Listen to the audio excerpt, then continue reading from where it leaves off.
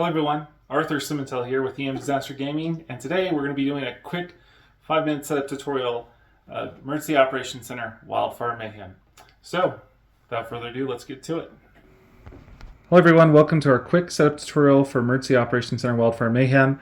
And the first step I'd recommend everyone doing is downloading the updated version of the game manual from emdisastergaming.com, where you can get the latest news. Be sure to like and subscribe and to follow us, but the latest version of the game manual will have any changes that have been made to the rules, as well as updates to the game. So be sure to start there, download that. The next step I'd recommend is getting your card decks lined up and in order, so make sure you shuffle them good. So you have 3 card decks for the base game, the phase 1 in the yellow, local disaster phase, phase 2 in the orange, the state disaster phase, and then phase 3, the national disaster phase. You want to get all 3 of these lined up and shuffled really well. And remember that your shuffle can make or break your game. I've seen great teams here with bad shuffles that get nothing but bad news. So these cards are injects or updates to the game. They can throw your game if they're not shuffled well. So sometimes it's also luck of the draw. But be sure to shuffle these well. There are more cards than you will draw in a single game. That adds to variability and randomness to the game, so every game is going to play different by design. Next up, be sure to sort out your tiles. So on the board, you notice there are 8 pink tiles here, or hexes. So these, what you want to do is draw 8 random crisis tokens. And you want to place them in each one of those red hexagons. So each of these basically represents a crisis that occurs on a given day. So right now there is probably a number of things happening in your city or community, whether it's animal rescue, it's someone needing first aid, a car crash, right? Hazmat incident, a spill, all kinds of things. So with that, you're going to want to draw 8 random crises and place them on the board. So I recommend you get a cup, and you would do this in a cup. So when the game starts out, you have these. And if you're the game facilitator moderator, you want to kind of balance these out. So this way there's a nice even distribution amongst your players. And that there is a crisis for everyone on the team to work towards. Let's back on the swap this one out for that. And transportation over here. All right, so you want to make sure each one of these pink hexagons has a crisis token to start with. Next, what you want to do is place a unit on each one of the symbols on the map, right? These are starting locations for units. So, for example, you have transportation, mass care. Each one of these symbols corresponds to a player unit. So, you have 2 options. So, I'd recommend one, if you're looking for more difficulty, starting with lower level strength units, around 2 or 3, or to be purposeful, or you can pick random units, and that helps add variability as well for what you have starting. So you want to populate each one of these and match the symbols on the board. Now, for some of the expansion pack units, for like search and rescue, right? Agricultural natural resources in the teal and purple for the hazmat. These are units that can be added to the game for additional players. While they don't have symbols on the map, you can put them in different starting locations or spawn them from the instant command post as the game starts. So, just a note for those.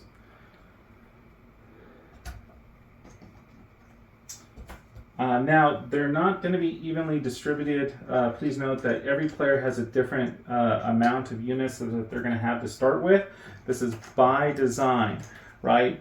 Naturally, you have more police and fire than you have units available for things like transportation or utilities, for example, in your community. So this is representative of that.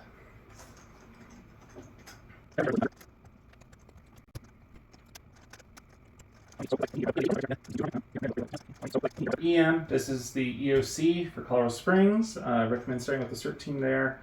And then, let's see here, I'm just missing 2. So Fire Marshal unit. Here, Mass Care and Public Health, or ESFA, Public Health and Medical. Let's do an ambulance and Human Services. There we go. All right, so that's the unit setup. So you're going to want to match again the player units right here with the corresponding units on the map. So once you get that set up, it just takes a couple of minutes. Again, you can do it purposeful where you pick the lowest tiered units, right? It's just going to be this number on the far left, 2 or 3s, or you can pick randomly. Either one adds variability to the game. So far we've set up the board with units with the starting 8 crisis tokens, right? These are everyday emergencies that happen. We have our cards sorted. So the last step here to get your game started is there's 2 things. One, you need to you can use 2 of these gems, any 2 gems, could be fire gems, so I'd recommend saving these for the fire, to put over here to track your political turmoil and what round of the game. This is your round tracker that has the amount of resource points you have to use to request additional units every turn. This tracks the queue for the delay before you get those resources, and this tracks political turmoil. Your decisions will increase or decrease political turmoil or chance cards, right? These cards here. All right, so now when we get to the last step here, picking a location to start the fire, you can start the fire at any of these 3 locations. We recommend either grid 5, 10, or 15 in the black. Just like real wildfire, there's always an anchor, a point where that started. Now, you're going to have 5 special tiles that represent the wildfire, the different flaming fronts. These are the flanks of the fire. So north, northeast, east, southeast, and south. These make up the fire. As the fire progresses, you're going to move these flanks out and use the fire gems, the crystals here, to show where that fire line or that flaming front is, right? So with that, the way you set these up is by direction. So we're going to go ahead and set up down here, for example, and in which case the fire makes a triangle.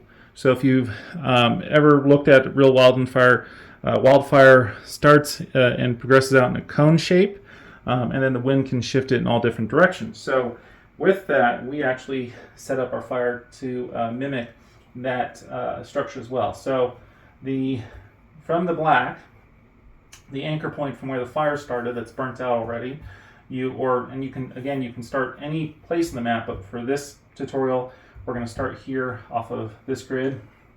What you want to start is with the north and the south. So the north wildfire front would be here, the south fire front would be here, and then you're going to use these 3, or you can use any 3 because you're making a cone shape here on the map to then put northeast, east, and then southeast flaming front, right? And then you would put fire gems on each of those to indicate that's where the fire is.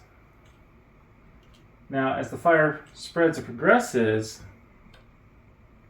you would shift out flanks. So, for example, if you roll the wildfire behavioral dice and it says southeast 2, right? You would take the southeast flaming front and expand that out 2 spaces, right? And then you would use the fire gems to capture that the flank is expanded in that direction. Likewise, if you roll the dice and it were to expand, east 1, you would use that and then make an outline for where the fire is. And then likewise, if you get extreme fire behavior and you hit that flaming skull or draw a chance card that has that expands the flaming front 3 spaces in all directions. So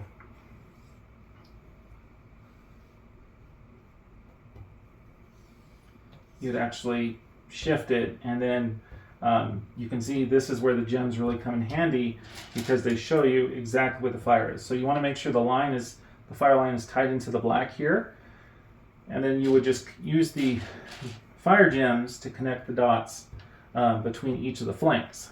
And so there you go. Now you are all set and ready to go. So that concludes our quick setup tutorial. I have lots more videos coming, so stay tuned and be sure to check out emdisastergaming.com. Thank you all. Thank you everyone for watching. Be sure to visit the EM Disaster Gaming store at emdisastergaming.com.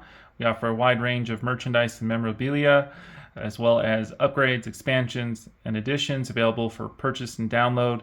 Be sure to visit, like, and subscribe. Stay tuned. Take care. Bye all.